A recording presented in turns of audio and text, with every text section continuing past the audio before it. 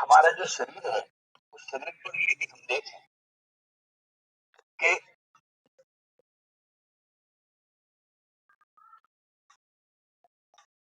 जीवित कौन है और मृत कौन है, अगर हम ये तय करते हैं कि ये जीवित है और ये मृत है, उसमें फर्क क्या है, जिसको हम जड़ और चैतन्य कहते हैं। जड़ कौन है, चैतन्य कौन है, या जीवित कौन है और मृत कौन है। देखिए, जो हमारा शरीर है वो मृत है। ये शरीर तब तक मृत है जब तक इसके अंदर जीव नहीं। इसका अर्थ ये हुआ कि शरीर अलग चीज है और जीव अलग चीज है। अगर आप इस चीज को और तरीके से सुनना चाहें तो आप देखिए, आपके शरीर के अंदर एक बायोइलेक्ट्रिकल करंट होता है। इस बायोइलेक्ट्रिकल करंट को ही हम लोग कहते हैं कि ये जीव है। अगर ये बायोइलेक्ट्रिकल करंट आपकी बॉडी में नहीं है तो आप मरते हैं। तो आपको ये पता होना चाहिए कि आपके शरीर में जीवित क्या है और आपका शरीर मृत क्या है। फॉर एग्जाम्पल, अगर मैं ये कहता हूँ उस व्यक्ति की बॉडी आ रही है तो आप क्या आंख लगाते हैं। बॉडी आ रही है का मतलब आप ये समझ जाते हैं कि वो व्यक्ति के अंदर जीव नहीं है, उसका शरीर आ रहा है।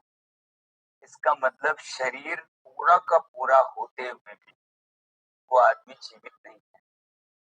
शरीर वैसे के वैसे है, उसकी आंखें हैं, उसके कान है, उसके हाथ, पांव, heart, lungs, liver, spleen, pancreas, everything is available in the body, but body is not living. Body जिंदा नहीं।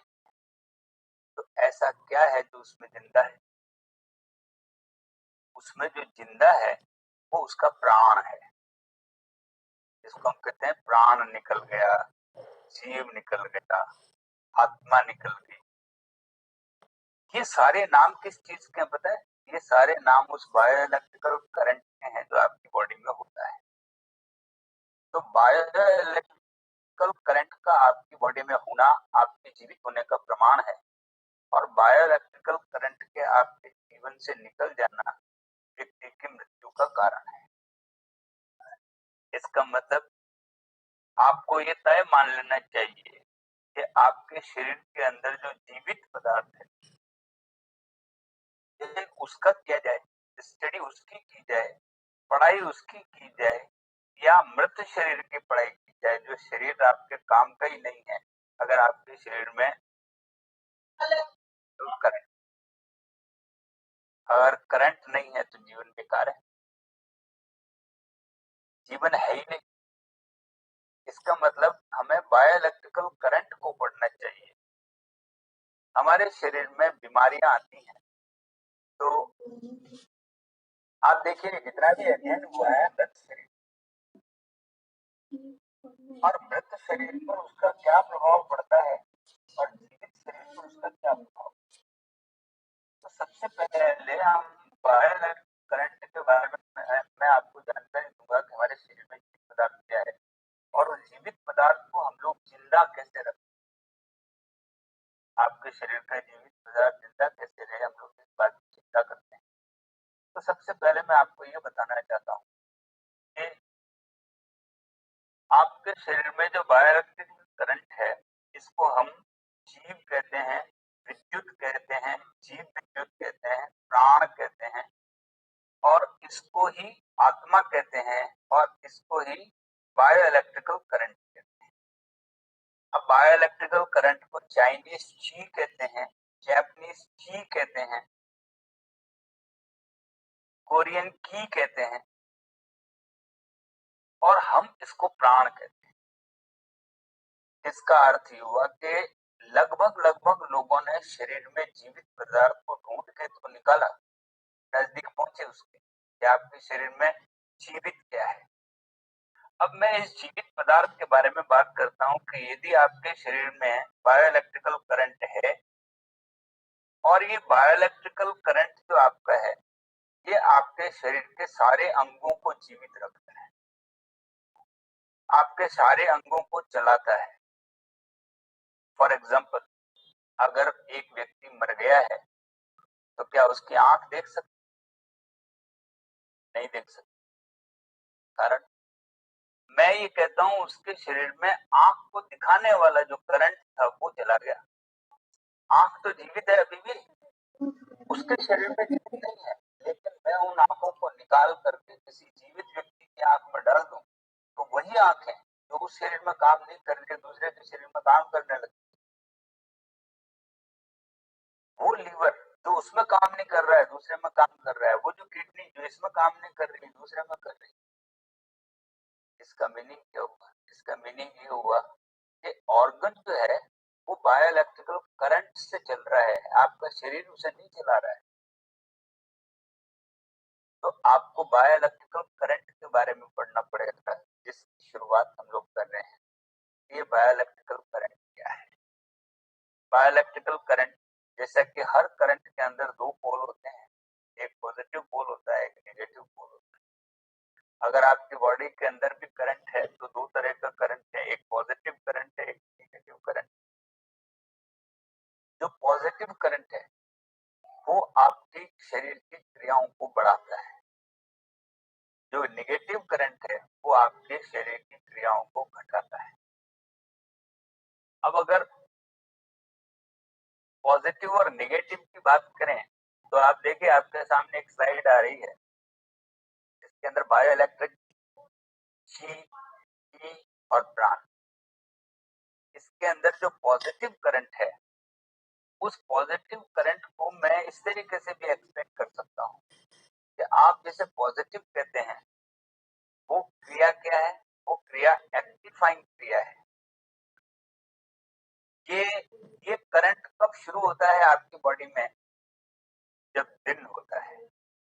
इसका मतलब आपके शरीर के अंदर करंट के चलने का दो टाइम है, एक पॉजिटिव करंट के चलने का टाइम है और एक नेगेटिव करंट के चलने का टाइम है। जो डे है वो आपकी पॉजिटिव करंट के चलने का टाइम है। पॉजिटिव करंट के चलने का मतलब, पॉजिटिव करंट का मतलब होता है एक्टिव।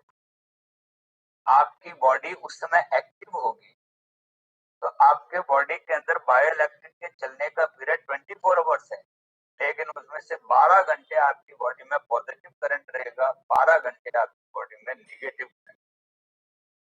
इसका मतलब आप अगर शरीर को एक्टिव रखना चाहते हैं, अगर आप सारे अंग आपके सही काम करने की स्थिति में हों, तो वो सारे अंग आपके दिन में अच्छा काम करेंगे, रात में वो सारी क्रियाएं मंद हो जाएगी। इसका मतलब रात में आपकी हार्ट बीट कम रहेगी, रात में आपकी सांस की गति कम रहेगी, रात में आप खाना नहीं पचा सकते, रात में आप ज्यादा सोच नहीं सकते, रात में वो सारी क्रियाएं मंद हो जाएगी और धीरे धीरे आपको नींद आने लगेगी, सारी क्रियाएं धीरे धीरे बंद हो जाएगी। इसका मतलब रात का पीरियड आपके लिए नेगेटिव पीरियड है, वो आराम करने का पीरियड है, और डे का पीरियड आपके लिए काम करने का। आपका पूरा शरीर आपका साथ देगा काम करने के लिए अगर आप दिन में। दिन का अर्थ क्या है?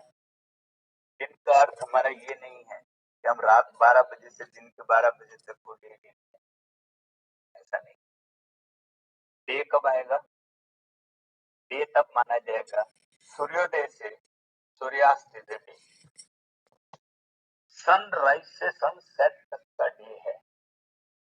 अब आप ये तय कर लीजिए कि आपको अपने सारे काम किस पीरियड में करने चाहिए।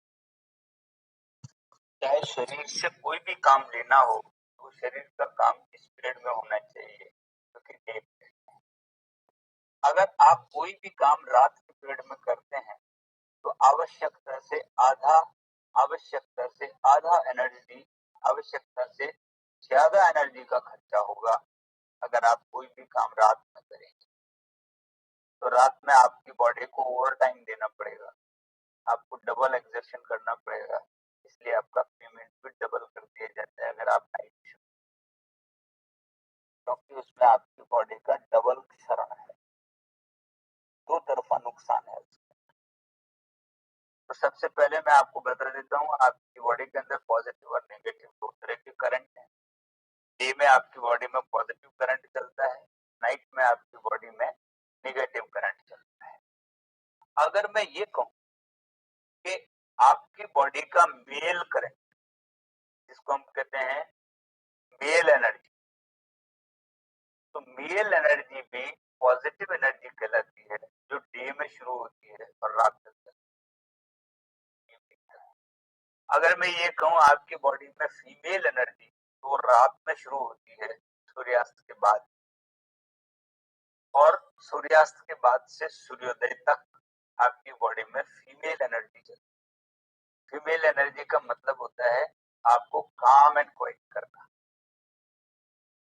नॉन एक्टिव करना, आपको सुला देना, आपको नींद में लाना, ये काम फीमेल एनर्जी का है।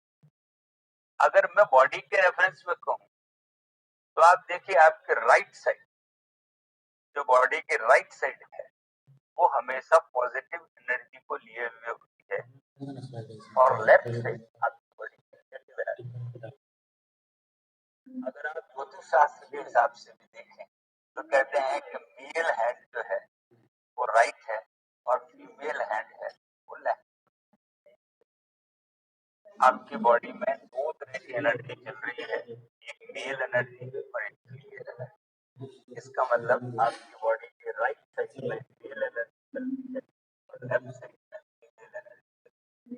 इसका मतलब राइट साइड में पॉजिटिव एनर्जी रहती है, लेफ्ट साइड में नेगेटिव एनर्जी रहती है।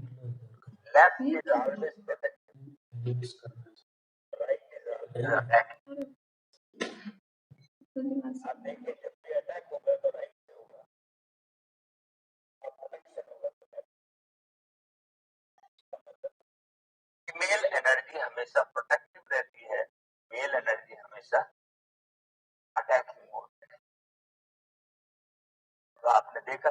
इसके बाद में मैंने जैसा बताया कि ब्लैक कलर आपके बॉडी को एक्टिव करता है, व्हाइट कलर आपकी बॉडी को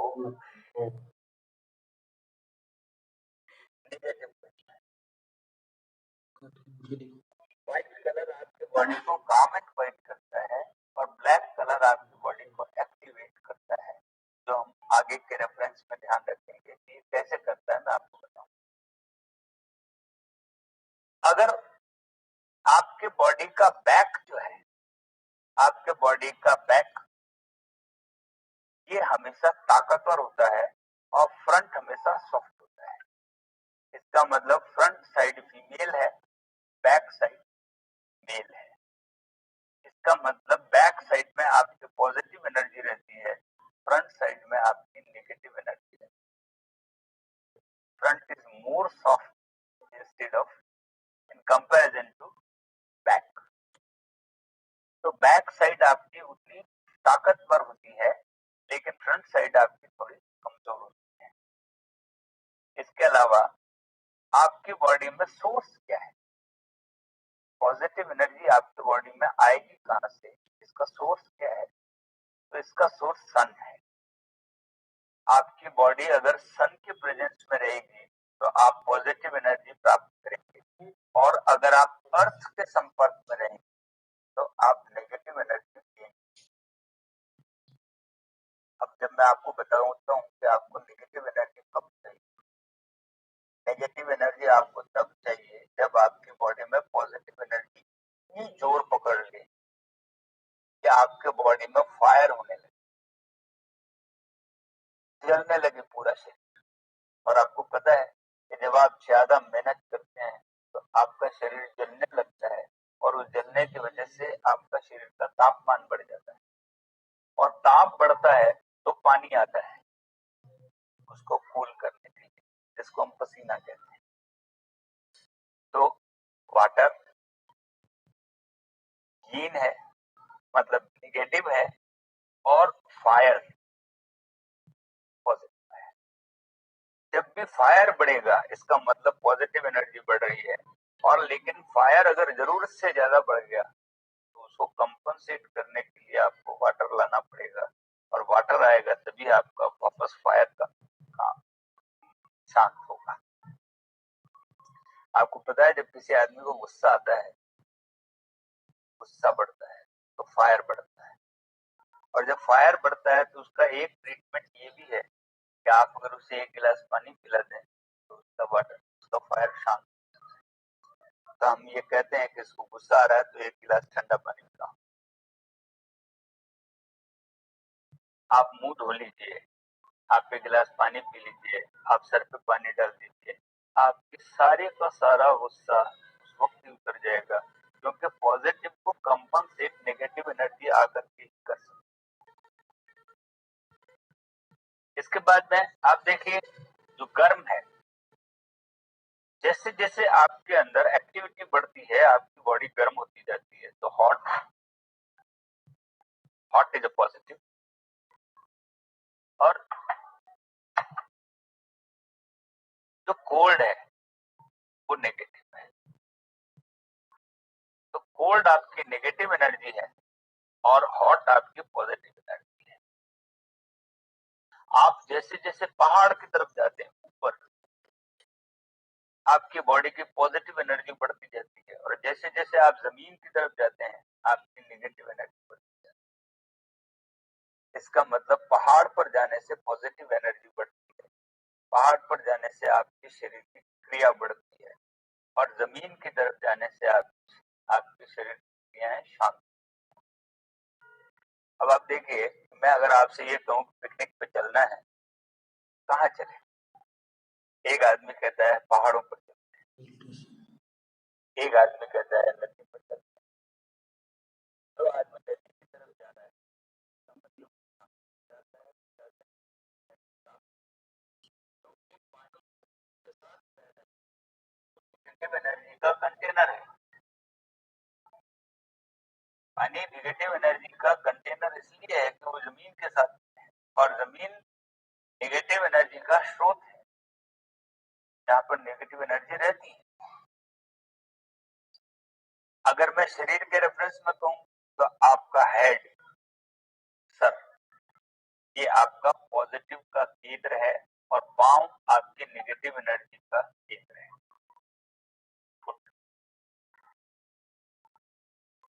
और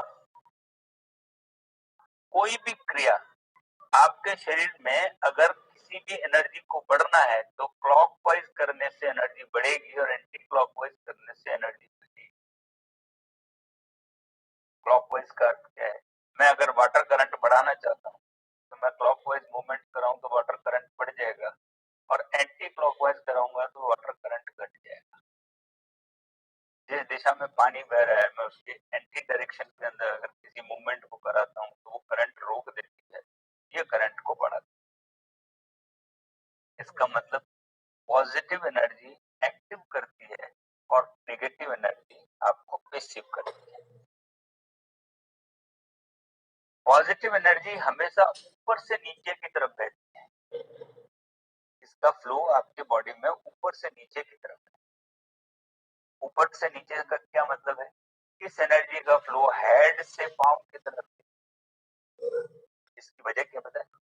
क्योंकि सूर्य आपके सर पर है, तो पॉजिटिव एनर्जी यहाँ से एंट्री लेगी और आपके पांव की तरफ जाएगी, और चूंकि अर्थ आपके नेगेटिव एनर्जी का स्रोत है, ये पांव नेगेटिव एनर्जी को लेंगे तो वो नेगेटिव एनर्जी अंदर आकर के ऊपर की तरफ जाएगी। इसका अर्थ ये हुआ कि आपकी बॉडी में एनर्जी का फ्लो ऊपर से नीचे और नीचे से ऊपर की तरफ है। जो नीचे से ऊपर की तरफ है वो सब फ्रंट साइड में है, और जो ऊपर से नीचे की तरफ है वो बैक साइड में है, क्योंकि बैक पर आपका सूर्य है और आगे की तरफ आपका अर्थ है। क्यों है?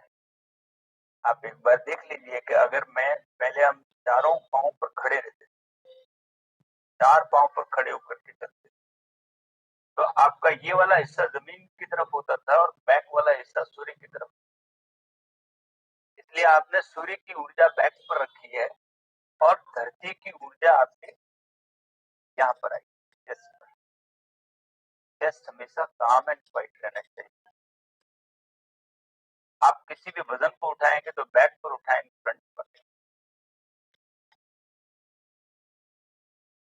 अब आपको इस रेफरेंस में चाइनीज ने स्टडी करते हुए पॉजिटिव एनर्जी को यांग एनर्जी कहा और नेगेटिव एनर्जी को यीन एनर्जी।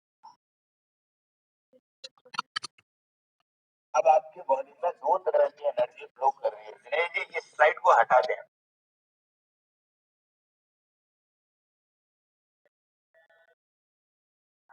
अब आप मेरी बात ध्यान से सुनिए। मैं आपको ये कहना चाहता हूँ कि आप अपने बॉडी की पॉजिटिव एनर्जी चाहते हैं, आप चाहते हैं कि आपके सारे ऑर्गन्स एक्टिव रहें, तो आपको क्या करना पड़ेगा? आपको करना पड़ेगा कि आपकी बॉडी को एक्टिव करने के लिए आपको सूर्य से जाकर के एनर्जी मांगनी पड़ेगी। एनर्जी आपको सूर्य से मिलेगी। इसका मतलब पॉजिटिव एनर्जी के लिए आपको सूर्य चाहिए और नेगेटिव एनर्जी के लिए क्या चाहिए? नेगेटिव एनर्जी के लिए आपको धरती और पानी चाहिए। अगर आप जमीन पर बैठ जाएंगे तो आप शांत हो जाएंगे।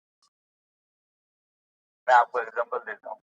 घोड़ा जब बहुत तेज दौड़ता है, आपने देखा होगा, तो उसके अंदर यांग एनर्जी बढ़ने लगती है, उसके सारे अंग तेजी से काम करते हैं जब कोई आदमी दौड़ता है।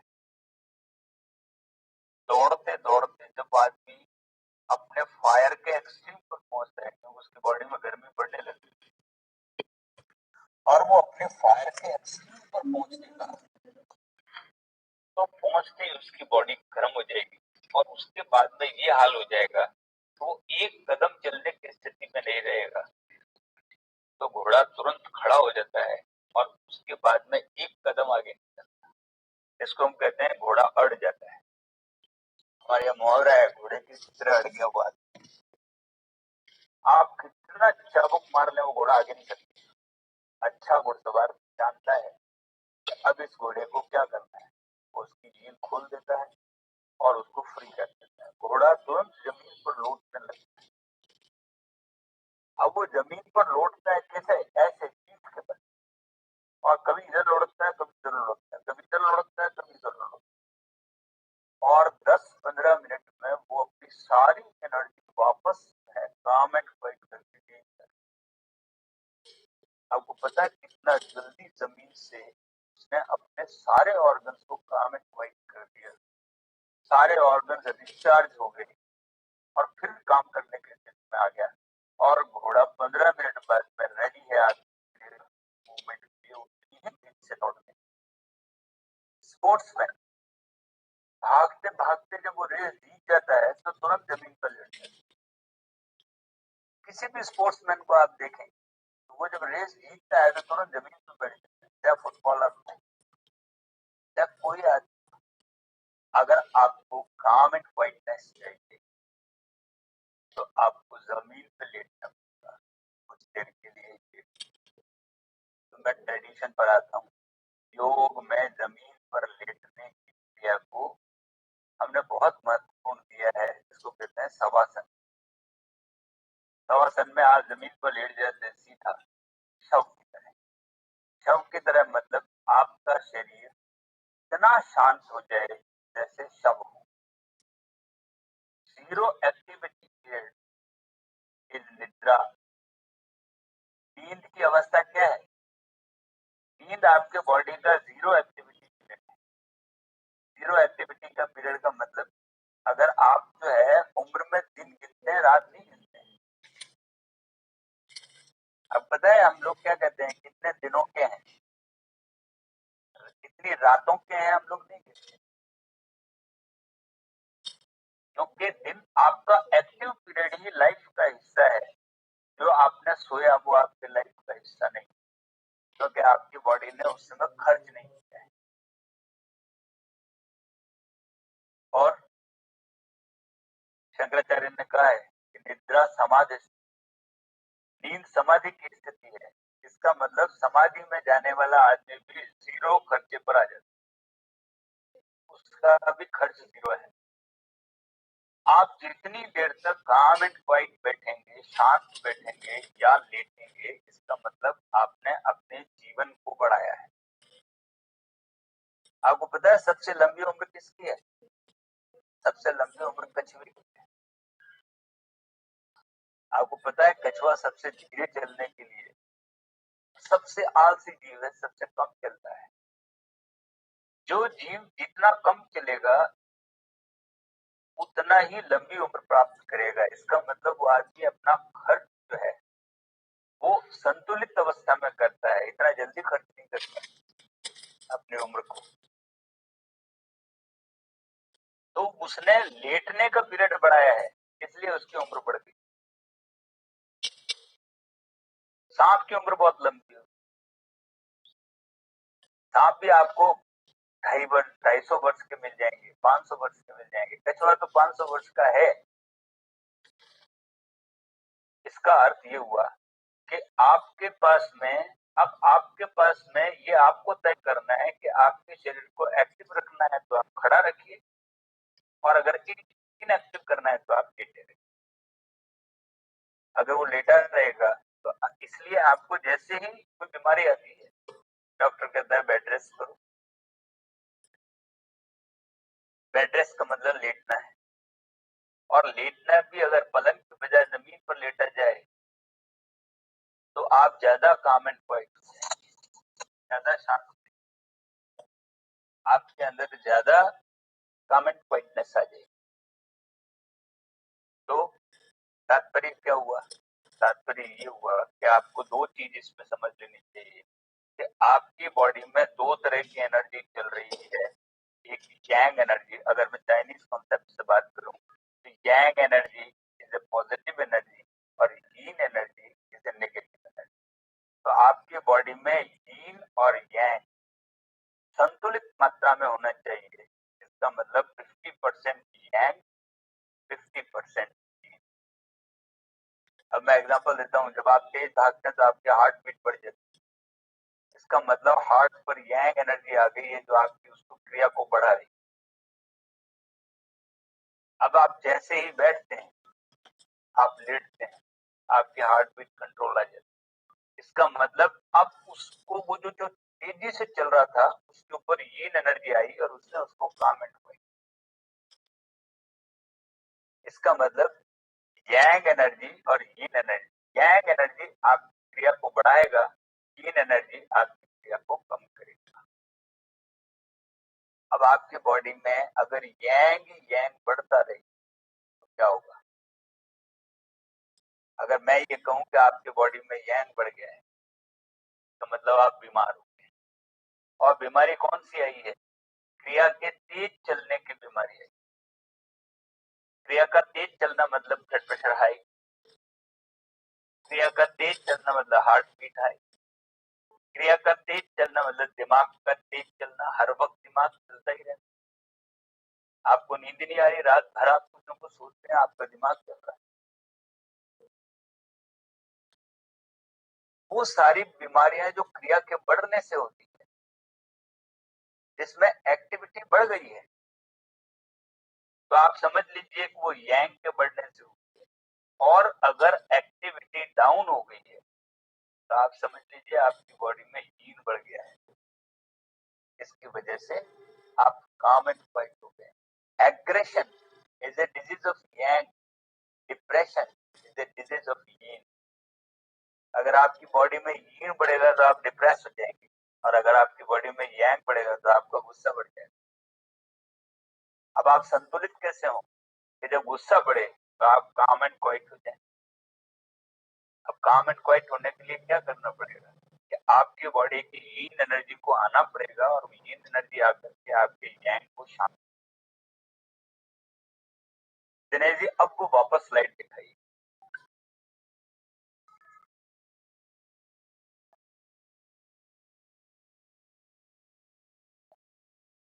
अब आप देखिए कि यांग एनर्जी मैंने सबसे नीचे लिखा है और रेड लिखा है। रेड क्यों है? क्योंकि फायर का कलर, एक्टिव होने का कलर रेड है, और पेसिव होने का कलर नीला है। इसका मतलब नीला कलर आपकी आपकी बॉडी में यीन एनर्जी लाता है और रेड कलर आपकी बॉडी में यांग एनर्जी लाता है। फायर का रंग और पानी का रंग, आप देख लीजिए, पानी आपको नीला दिखाई देता है और वो चाहे आसमान की वजह से दिखाई देता हो, लेकिन नीला काम एंड व्हाइट है, वाटर इज काम एंड व्हाइट। रेड कलर का कोई भी चीज आपको जो है एक्टिव करेगी। तो आपकी बॉडी के अंदर आपको पता है सैटेलाइट से अगर अब जो पिक्चर देखा जाता है उसके अंदर ऐसे धरती के ऊपर पैचेस दिखाई देते हैं जो लाल लाल है। अगर वो लाल पैचेस सारे के सारे एक्सीडेंटल जोन है, एक्सीडेंटल जोन कहलाएंगे वो जो रेड एरिया है। वहां पर क्या हो सकता है, वहां पर भूकंप आ सकता है, वहां पर भूस्खलन हो सकता है, वहां पर जमीन की फिसलट सरक सकती है, वहां पर एक्सीडेंट्स हो सकते हैं। आप अगर वहां खड़े रहेंगे तो आपकी बॉडी को चैन नहीं मिलेगा। आपको पता है कार चलते चलते अचानक वो कहता है मुझे क्या हुआ पता नहीं पर एक्सीडेंट, इसका मतलब उस जमीन के ऊपर तो लोग लिखते हैं एक्सीडेंटल जोन है। और आप तो सैटेलाइट से वो एरिया, वो पैचेस जो लाल दिखाई देते हैं ऊपर से कैमरे में, वो सब के सब यांग एनर्जी के भरे हुए हिस्से। आपकी बॉडी में भी इस तरीके से, अब जो मैंने अभी एक एक चार्ट देखा था जिसके अंदर वो ये जो न्यूरोलॉजी वाले पाँव को खड़ा करते हैं और उसके बाद में पाँव के ऊपर उस जगह पर रेड पैचेस बन जाते हैं, उसका जो पिक्चर निकालते हैं तो रेड पैचेस दिखाई देते हैं। इसका मतलब वो एक्टिव जोन है और वो इनएक्टिव।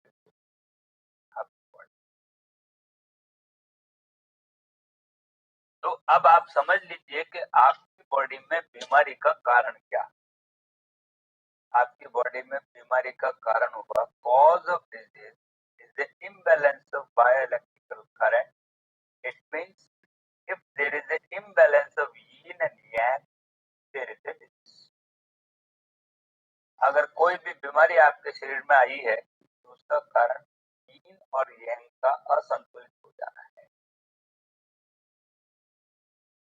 असंतुलित होने का इसको आप क्या कहते हैं दूसरे भाषा में, अगर मैं ये कहूँ, आपको पता है बीमारियां दो तरह की होती है, एक गर्मी जन्य बीमारियां, एक सर्दी जन्य बीमारी।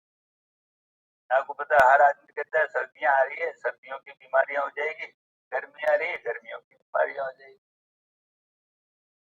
सर्दियों में क्या होगा, कफ एंड कोल्ड होगा। तो कोल्ड आ गया ना, ये आपके बॉडी में यीन बढ़ेगा तब आपको सर्दी जन्य बीमारियां होंगी। इसका मतलब आपकी बॉडी में यीन और यांग का संतुलित रहना बहुत जरूरी है। अगर यीन और यांग संतुलित नहीं है तो आप बीमार हैं। अब यीन यांग कैसे संतुलित करें, तो मैंने आपको बताया कि अगर आपकी बॉडी को यांग चाहिए,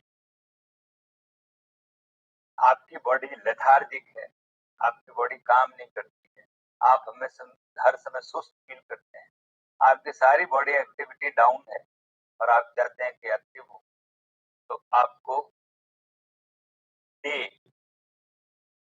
आपको वो सारे काम दिन में करने चाहिए, आपको सूर्य के सामने होना चाहिए, आपको फायर एलिमेंट लेने चाहिए। आप गर्म पदार्थ लेंगे, जैसे सुस्ती आती है, आप चाय पीते हैं, अब चाय में क्या है, चाय में फायर है, गर्म पदार्थ है। आप ठंडी चाय पी के देखिए आपको क्या एनर्जी आएगी। आप गर्म पिएंगे तभी आपको लगेगा कि हाँ आपको कुछ जाना है, क्योंकि fire element is the positive. अगर आपको नींद लेनी है तो दही की लस्सी पीजिए, आपको तुरंत बहुत अच्छी नींद आएगी, कारण वो व्हाइट भी है और वो कूल भी है। इसका मतलब आप अपनी बॉडी में यीन बढ़ाना चाहते हैं या यांग बढ़ाना चाहते हैं, ये आप पेशेंट को देख करके तय करेंगे। जैसे एक पेशेंट ब्लड प्रेशर हाई का आया तो मैं कहूंगा यांग बढ़ा हुआ है। एक पेशेंट डायबिटीज का आया तो मैं कहूंगा यीन बढ़ा हुआ है।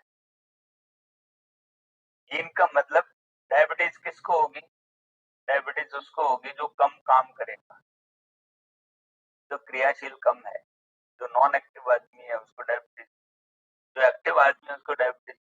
क्या आपने किसी मजदूर को डायबिटीज होते देखा है? किसी लेबर को डायबिटीज? लेबर मेट को हो सकती है, क्योंकि वो लेबर काम करा रहा है, वो लेबर कर नहीं रहा है।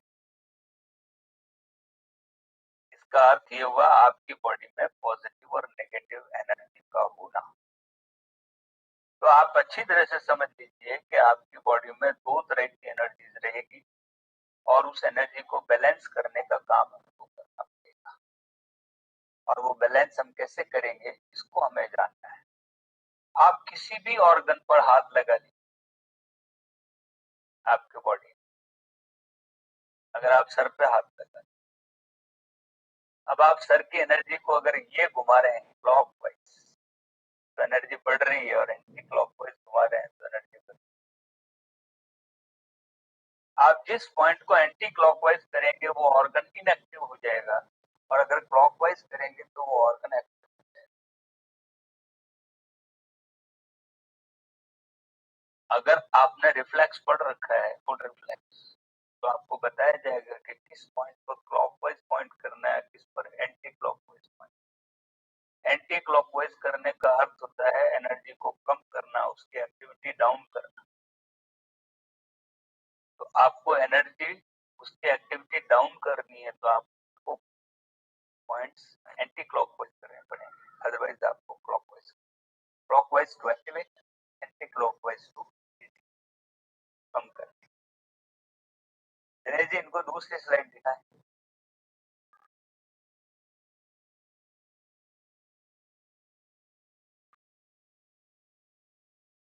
अब आप ये देखिए, ये आपके सामने एक फेस आया है।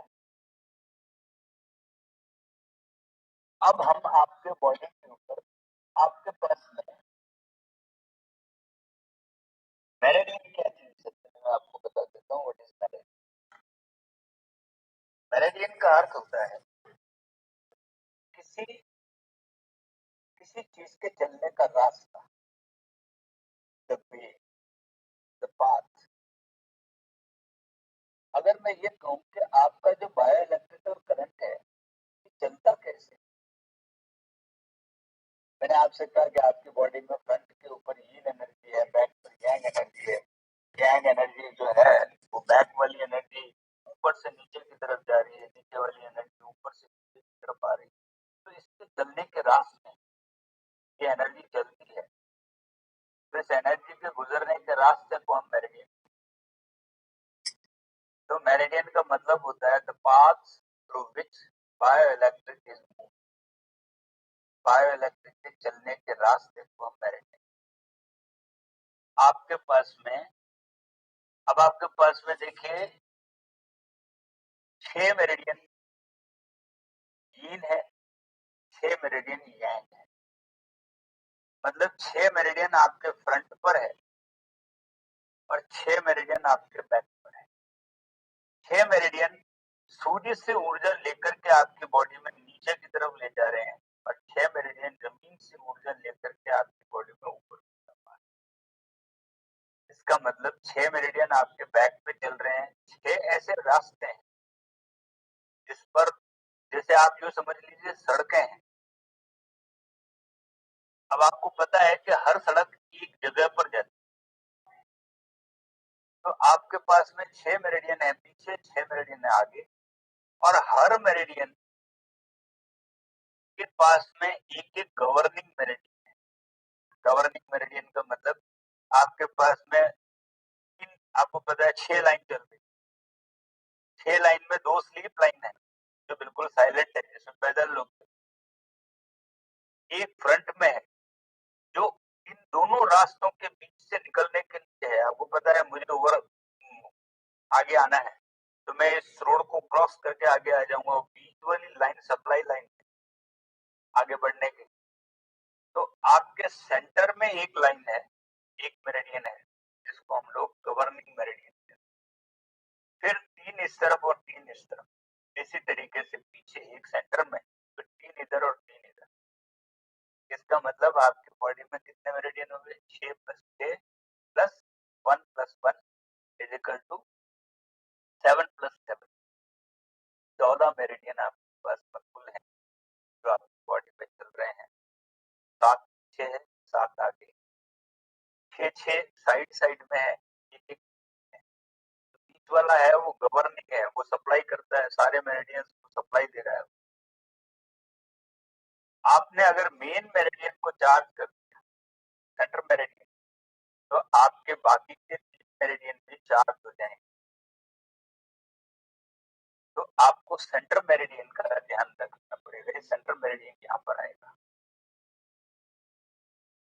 आपको मेरिडियन का कॉन्सेप्ट अगर क्लियर हो गया हो तो आपके पास में आप क्या कहेंगे कि आपके पास में जो एनर्जी है उस एनर्जी के चलने का तरीका क्या हुआ? नीचे से ऊपर और ऊपर से नीचे। अगर आप सूर्य में जाएंगे तो डे के समय आपकी सारी की सारी ऊर्जा बैक पर चल रही है और ऊपर से नीचे की तरफ जा रही है। इसलिए हम कहते हैं सूर्य की तरफ और आप एनर्जी ले सकते हैं। सूर्य की तरफ फ्रंट करके बैठने पर आपको आपका यीन यांग में कन्वर्ट हो जाएगा, आपकी गर्मी बढ़ जाएगी।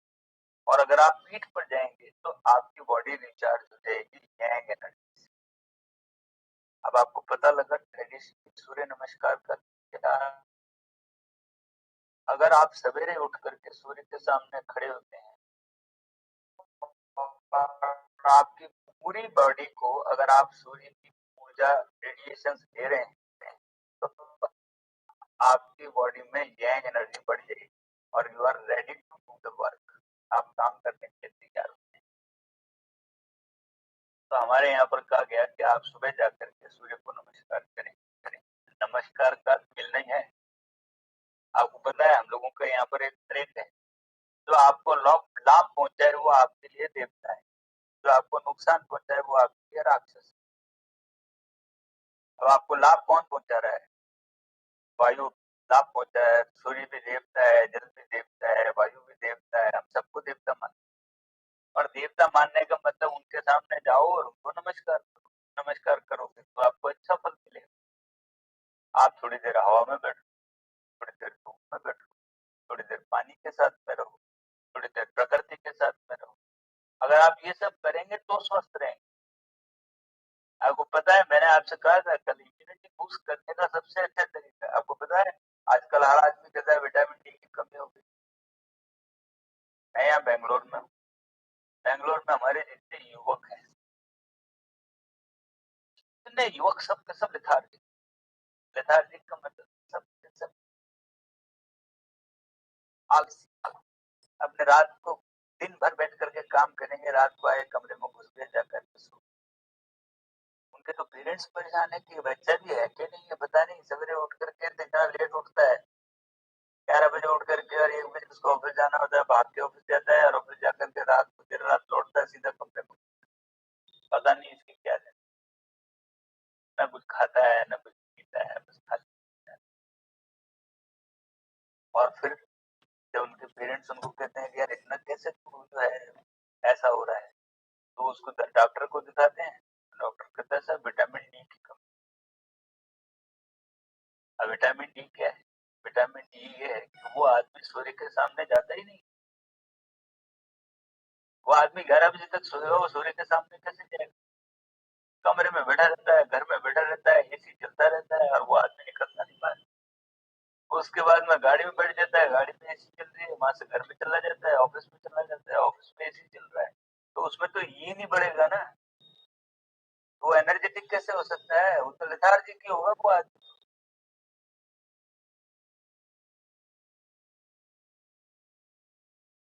तो महानगर की सबसे बड़ी प्रॉब्लम डिप्रेशन है अभी। और डिप्रेस आदमी कौन है? जिसमें यांग एनर्जी नहीं है, जिसमें यीन एनर्जी अगर ओवरलैप कर जाए, यीन एनर्जी अगर ओवरलैप कर जाए आपकी बॉडी में तो आप डिप्रेस हो जाएंगे, आपके सारे ऑर्गन्स वीक हो जाएंगे, वो काम ही नहीं करेंगे। तो आपकी हार्ट बीट धीरे हो जाएगी, आपका बीपी लो हो जाएगा, आपकी आंखें नहीं खुलेंगी, आप लेटे रहेंगे, आप में ताकत ही नहीं होगी, आप किसी से बात नहीं करेंगे। आपको पता है सीआर के अंदर एक कॉलम होता है, ये आदमी इनिशिएटिव लेता है या नहीं काम, इज रेडी टू वर्क और नॉट। आपको कहने से काम करते हैं या आप अपने आप काम करते हैं? उसमें लिखा होता है इनिशिएटिव लेता है यार। इनिशिएटिव का मतलब इज ऑलवेज मोटिवेशनल, और मोटिवेशनल वो आदमी होगा जिसके अंदर पॉजिटिव एनर्जी। इसका मतलब जिसका यांग सही है वो आदमी पॉजिटिव है, और जिसका यीन सही है वो आदमी नेगेटिव। नेगेटिव का मतलब काम एंड फाइट होना है। अब हम लोग उन पॉइंट्स पे चर्चा करेंगे जहां जहां पर एनर्जी कलेक्शन सेंटर्स, जहां एनर्जी कलेक्ट होती है और बॉडी को डिस्ट्रीब्यूट। आपको वो पॉइंट्स करने होंगे जिन पॉइंट्स को करने से व्यक्ति के अंदर ज्ञान बढ़ता है या ये बढ़ता है। अब मैं सबसे पहले आपके हेड एरिया के पॉइंट्स की बात करूंगा। अब हम जिन जिन पॉइंट्स को पढ़ेंगे वहां पर या तो यांग बढ़ता है या yin बढ़ता है, या तो वहां वो जगह एक्टिव होगी तो वो ऑर्गन एक्टिव हो जाएगा, और वो जगह इनएक्टिव होगी तो वो ऑर्गन भी इनएक्टिव हो जाएगा। तो हम बॉडी के उन हिस्सों पर अब बात करेंगे जहां जहां पर आपकी बायोइलेक्ट्रिक करंट है। तो सबसे पहले एक आपका हेड एरिया हम लोग डिस्कस करेंगे। हेड एरिया के अंदर सबसे पहले आपका एक पॉइंट आएगा जिसको हम लोग कहते हैं ब्रेन। जी वो पॉइंट दिखाओ आपने, एक पॉइंट दिखाओ।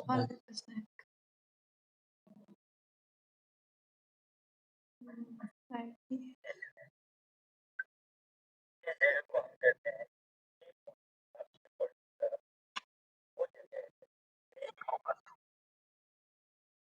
कंप्लीट हेड एरिया, और हेड एरिया को नहीं, ये ब्रेन को कंट्रोल। और आपको पता है आपकी पूरी बॉडी को कंट्रोल करने वाला brain. Brain is the controlling authority of your physical body. Physical body का मतलब ये जो शरीर है, इस पूरे शरीर का नियंत्रण यदि किसी के पास में है वो नियंत्रण इसका।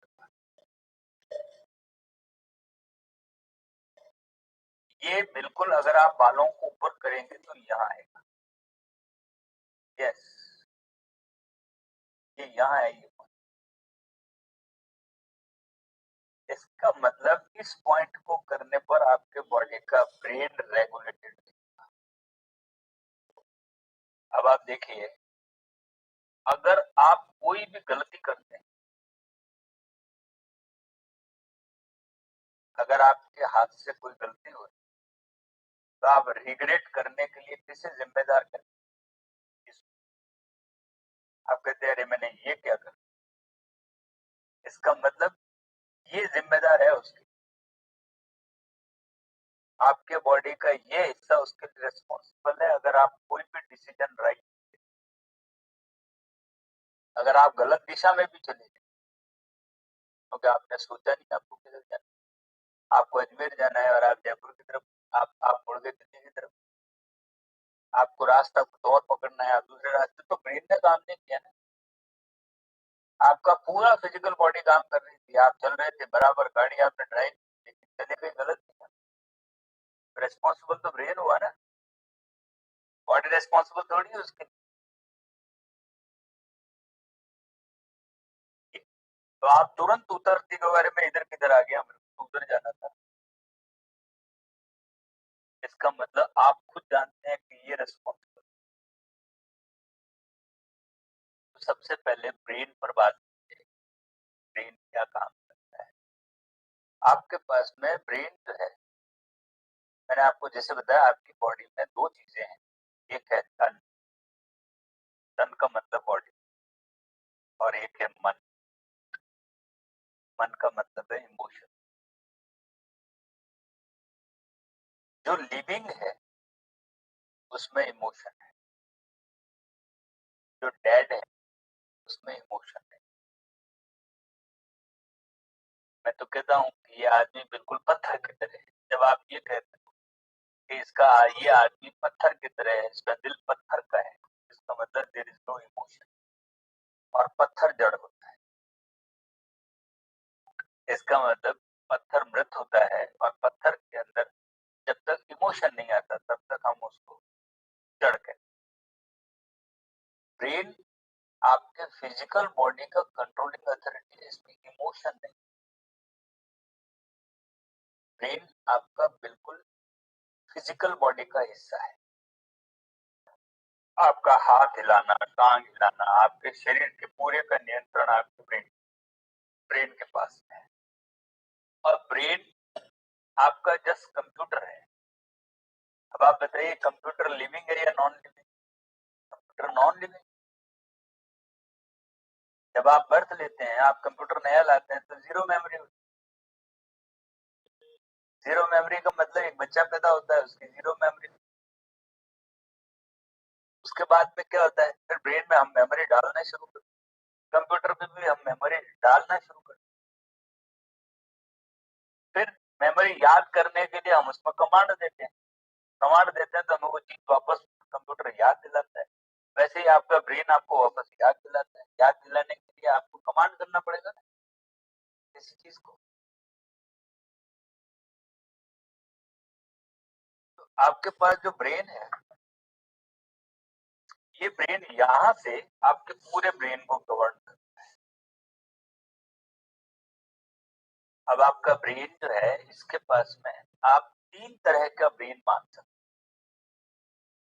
ब्रेन हमेशा तीन तरह का होता है।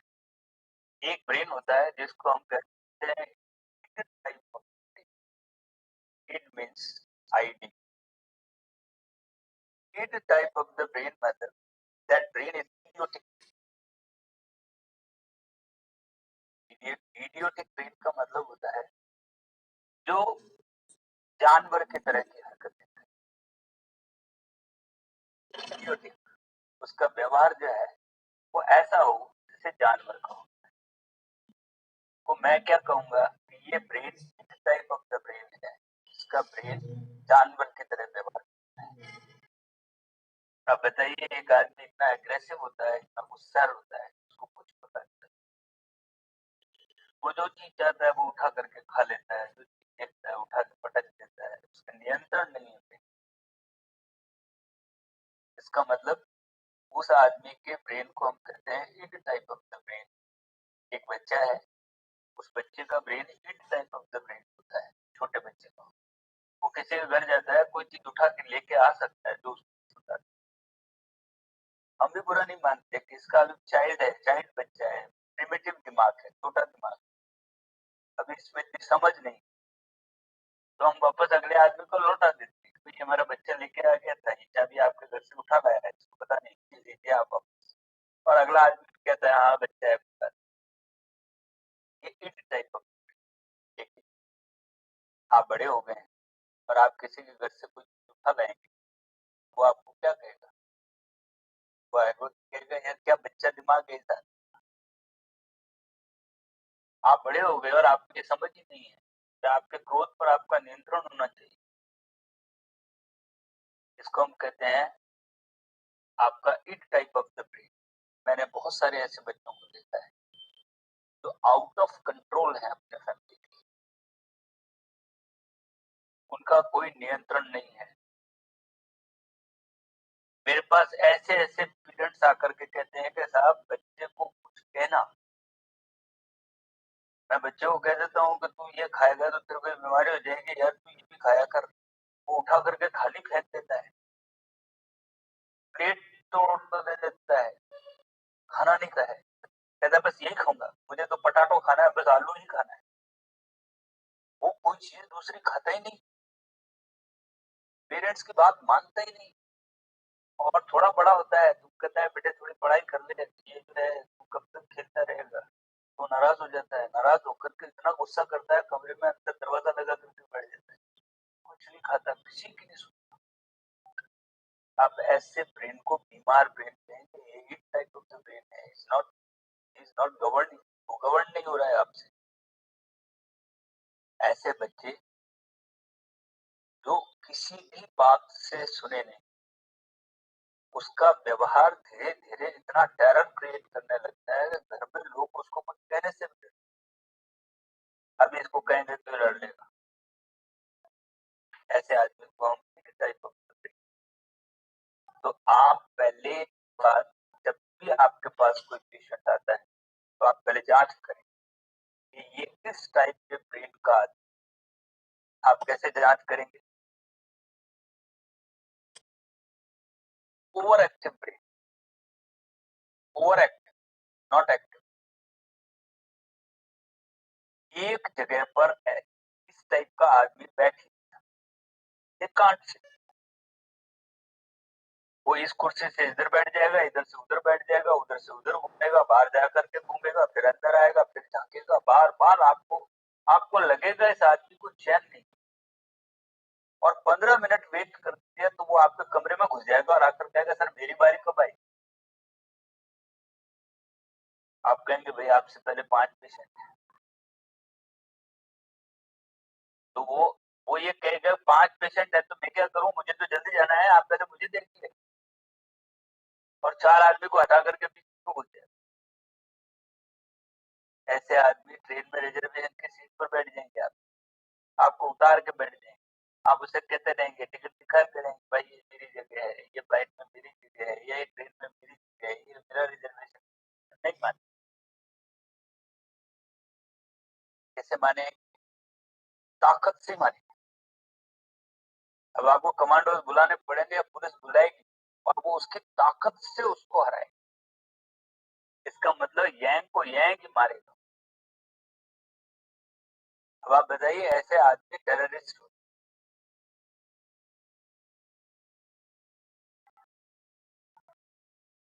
आप घर में टेररिस्ट क्रिएट कर रहे हैं, आपको पता ही नहीं है कि आपका बच्चा टेररिस्ट हो रहा है। वो किसी की नहीं सुनेगा। आपने उसको कह दिया तू पढ़ने बैठ जा, बस आप सोच लीजिए कि आपका तो गया दिन। वो कहेगा आप कौन होते हो मेरे को ये कहने वाले, मेरी इच्छा होगी तो बैठूंगा और मैं नहीं बैठता। बोला बेटा फेल हो जाएगा, हो जाऊंगा, मुझे क्या है, आपको क्या है, फेल हो जाऊंगा, हो जाऊंगा। आप क्या करो ऐसे बच्चे का। मेरे पास में कम से कम ये आज के बच्चों की सबसे बड़ी त्रासदी है। मेरे पास में एक पेरेंट्स तो रोते हुए आए, उन्होंने कहा कि इस बच्चे ने अब मेरी पत्नी को थप्पड़ मार दिया अपनी माँ को। उसने उसको कह दिया कि रात ज्यादा हो गई, अब तो सो जा।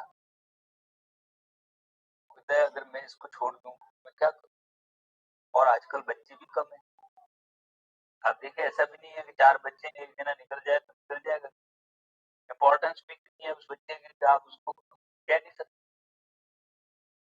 तो क्या करना पड़ेगा, हमें उसके पॉइंट को हीन करना पड़ेगा। क्यों? यहाँ पर गैंग बढ़ गया है। गैंग का मतलब होता है फायर, गैंग का मतलब होता है एग्रेशन, गैंग का मतलब होता है अग्निशस्त्र। इसका मतलब फायर एलिमेंट यहाँ पर बढ़ गया है।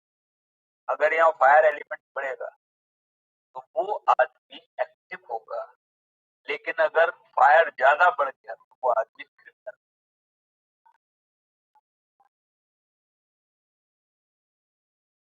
तो आप अपने आप को क्रिमिनल होने से बचाएं। मैंने आजकल बच्चों को देखा है गेम खेलते खेलते बीच में अगर उसको लगता है कि वो मैं गेम हार गया, वो उठा करके मोबाइल पटक दे। आपने बीच में आकर के टोक दिया, उसकी वजह से आपको तो पता नहीं कि वो गेम खेल रहे हैं। आपने आकर कहते बेटे खाने का टाइम हो गया और इधर उसका चूक गया वो गेम। और चूक भी गया क्या यार, आपको पता भी नहीं है, मिसबिहेव विद यू। आप इस प्रॉब्लम को समझ, ये प्रॉब्लम केवल इसका मतलब इस पॉइंट को काम एंड क्वाइट रखा जाए। ये बैलेंस्ड होना चाहिए। अगर इसमें यंग बढ़ेगा तो ये आपकी हार्ट बीट बढ़ा देगा, ये आपका ब्लड प्रेशर बढ़ा देगा, ये आपके लीवर की एक्टिविटी बढ़ा देगा, ये आपकी आंखों में जलन पैदा करेगा। क्योंकि सारा नियंत्रण इसके पास में पूरे शरीर। आप अनवांटेड वो काम करने लगेंगे जो आपके शरीर के नियंत्रण में नहीं है। आप ब्रेन के नियंत्रण में नहीं, वो काम आप करते हैं। ब्रेन का पहला आपका टाइप जो है वो है इड। इड टाइप के बॉडी के अंदर एक्सट्रीम यांग होने का अर्थ होता है तो उस व्यक्ति का इड हो जाना। और जब आपकी बॉडी में एक्सट्रीम यांग बढ़ता है तो वो आदमी मर्डरर होता है, मार देगा दूसरे। अगर आपने उसकी बात, उसका नियंत्रण खत्म है बॉडी पर। एक टाइम पर उसका फायर इतना बढ़ जाता है कि वो उठा करके सर पे मार देगा अगला आदमी। फिर उसको रिग्रेट होगा, बाद में पता लगेगा जब वो नियंत्रण उसका आएगा वापस उसके बारे में। इसका मतलब इस पॉइंट को कंट्रोल करना जरूरी है। ये है इड। इड का मतलब यांग का एक्सट्रीम हो जाना, यांग का बढ़ जाना। दूसरा है इड के बाद में ego. Ego type of the brain. और उसके बाद में है तीसरा super ego. Super ego type of the brain.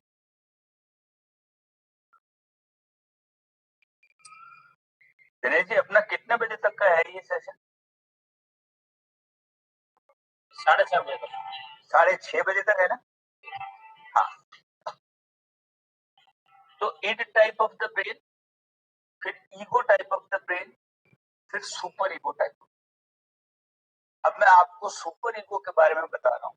Ego से पहले सुपर ईगो का ब्रेन बिल्कुल ही काम एंड क्वाइट, एकदम नॉन एक्टिव ब्रेन जिसको, लेथार्जिक ब्रेन, और इतना शांत। अब आप देखिए उस आदमी को आप कैसे पहचानेंगे कि ये यीन टाइप ऑफ द ब्रेन है, सुपर ईगो का ब्रेन है। सुपर ईगो का ब्रेन का मतलब होता है आप उसे कुछ भी कह लीजिए और रिएक्ट नहीं करते, कान रखते हैं। आपने उसको खाना दिया तो ठीक, आपने उसको खाना नहीं दिया तो, आपने उसको बैठने के लिए कहा तो ठीक, आपने उसे बैठने के लिए नहीं कहा तो।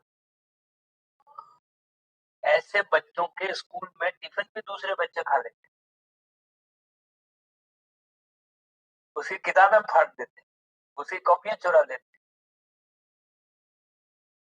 वो बच्चा घर आके कहता है, वो टीचर को कंप्लेंट कर, क्या फर्क?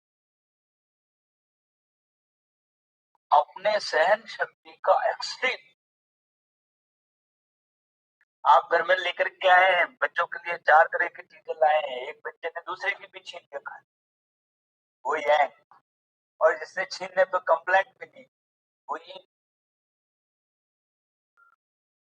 वो सुपर ईगो टाइप का ब्रेन है।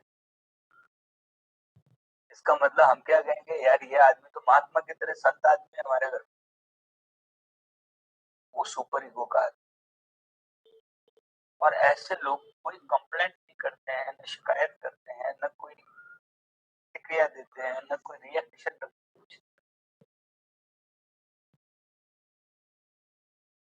ये दोनों व्यक्ति मेंटल पेशेंट्स हैं,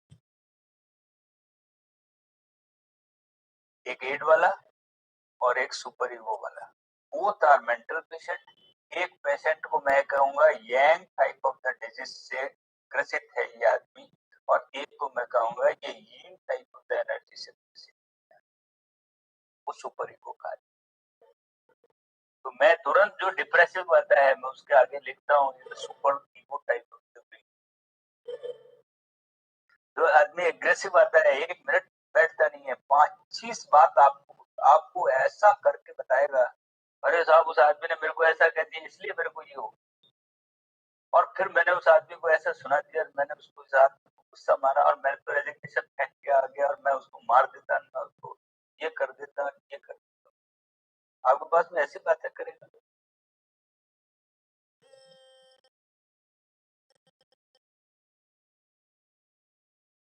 वो आपके किसी चीज से सेटिस्फाई नहीं होगा, वो आपको बाद में ये भी कहेगा आपका ट्रीटमेंट सही नहीं है, आपके लोग ठीक नहीं है, इसका बिहेवियर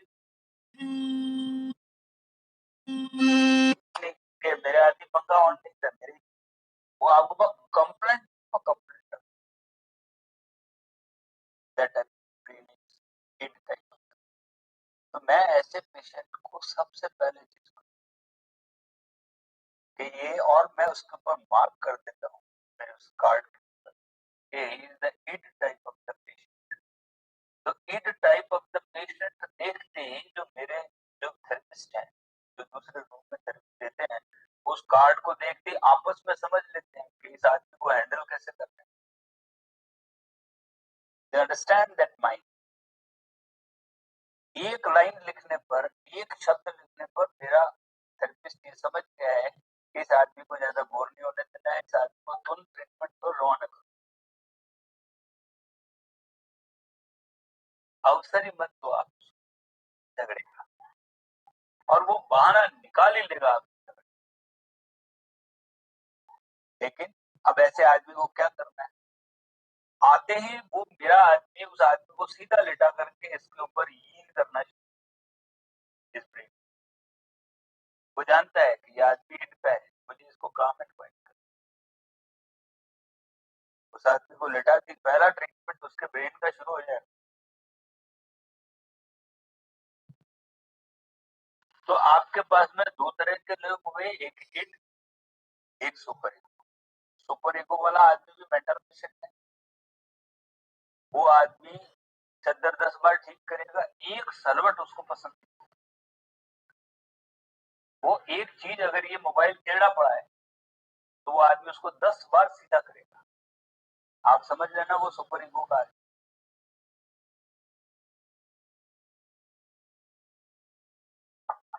अगर वो 10 बार चादर ठीक करता है, अगर वो 10 बार रुमाल समेटता है वापस ऐसा ऐसा करके, और रुमाल अगर आपने रखा है और वो अगर तिरछा पड़ा है तो वो उसको बार बार सीधा करता है। वो एक्स्ट्रा ऑर्डिनरी सिस्टमेटिक होने का प्रयत्न करता है। वो आदमी सुपर ईगो का है। You understand? आप ऐसे लोगों को देखते होंगे, आप ऐसे लोगों को पहचानते होंगे जो आपके बीच में ऐसे, आपने उसको चाय के लिए पीका, आपके पास में आके बैठ गए हैं, आपने चाय रख दी है ला करके, और आपने ऑफर नहीं किए तब तक वो चाय नहीं खाई,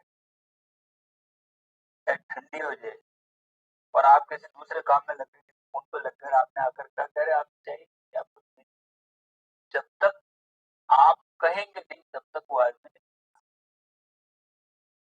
आपको पता है हमारे यहाँ पर ये कहा जाता है कि देवता को जब तक चीज अर्पित नहीं की जाती तब तक वो स्वीकार नहीं होती। आप प्रसाद ला करके रख दीजिए मंदिर, that Prasad is not acceptable. Prasad acceptable नहीं है जब तक आप खड़े होकर के ये न कहें कि आप स्वीकार कीजिए। इसका मतलब देवता को भोग चढ़ाने पर लेते हैं, तो हम उसको सुपर ईगो के आदमी को देवता टाइप का आदमी कहते हैं। आप लोगों को कि लो भाई तुम्हारा खाना आ गया तुम खाओ, तो शुरू करेगा, और धीरे धीरे आपको लगने लगेगा कि आदमी मेंटल पेशेंट है क्या, तेरे सामने ला करके रखा है यार, तू खाना शुरू करना। लेकिन नहीं। अब इसके बीच में है एक ego, ego type of balance. वो आदमी बैलेंस है। बैलेंस होने का मतलब क्या है, उसमें 50% यांग है, 50%।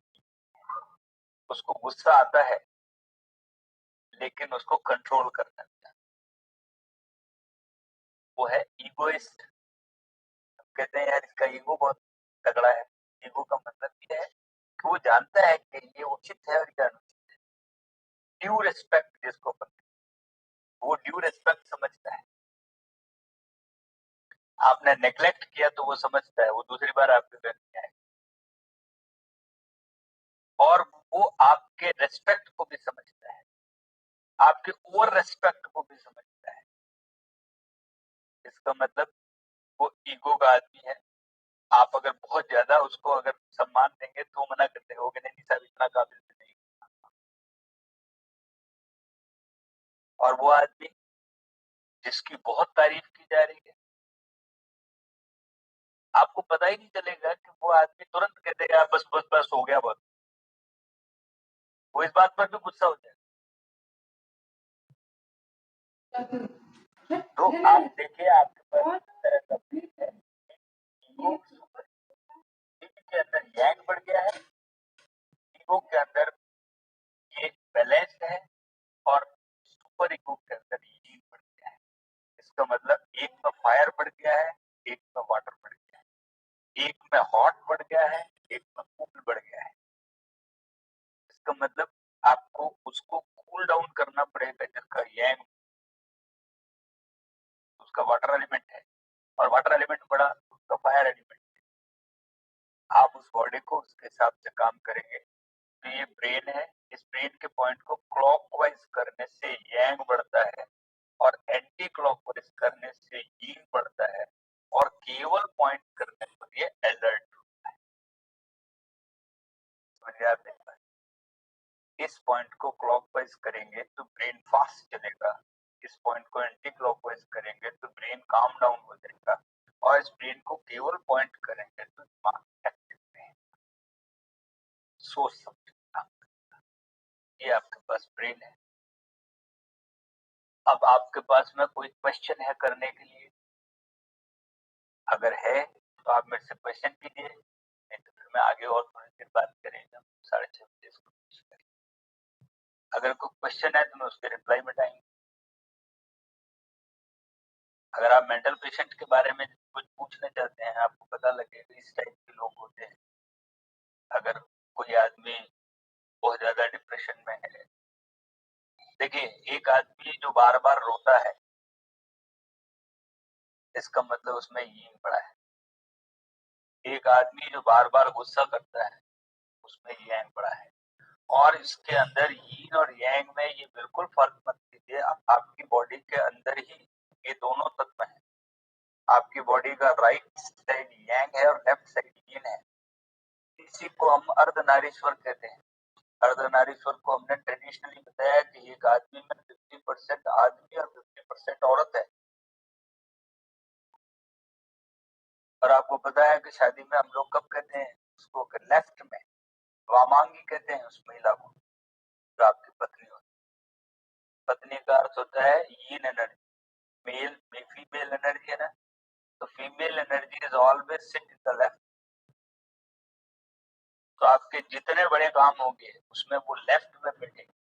अगर पंडित शादी भी कराएगा तो वो तुरंत आकर कहेगा कि आपके लेफ्ट में बैठे, और इस लेफ्ट में बैठने वाली स्त्री को वामांगी कहते हैं, वाम अंग में बैठे। तो पंडित आपको कहेगा वामांगी वो ये तब बनेगी जब आपके लेफ्ट में बैठे। और जब शादी होती है तो वो स्त्री को जब लेफ्ट में बिठा रहा होता है लड़की को, तो ये पूछता है कि यह आपके वामांग में तब बैठेगी जब आप ये जिम्मेदारियां ले रहे हो। तो आप किसी विवाह को अटेंड करें जब फेरे हो रहे हो, तो आपको पता लगेगा कि उसमें पंडित क्या कहता है। उसमें पंडित ये कहेगा कि ये आपके वामांगी है, आज मैं इसको आपके वाम अंग में मतलब वाम साइड में बिठा रहा हूँ। अब जब भी बैठेगी तो वाम अंग में बैठेगी। आपके घर का कोई शुभ कार्य हो, आप देख लेना कोई यज्ञ हवन वगैरह जब भी होगा, तो अगर वो गलत साइड में बैठ जाए तो वो तुरंत कहेंगे आप इधर बैठो। और हम अब जो घर के बुजुर्ग भी जाते हैं कि इस साइड में बैठो, इस साइड में। आप चलते समय भी ध्यान रखें कि वो आपके लेफ्ट में चलनी चाहिए। आपकी पत्नी है तो आपके लेफ्ट में चलनी चाहिए, आपके लेफ्ट में बैठनी चाहिए। आपके राइट साइड में आएगी तो वो लॉस करेगी, लेफ्ट साइड में होगी तो वो आपको फायदा करेगी। क्योंकि लेफ्ट साइड में यीन एनर्जी चाहिए, राइट साइड में यांग एनर्जी चाहिए।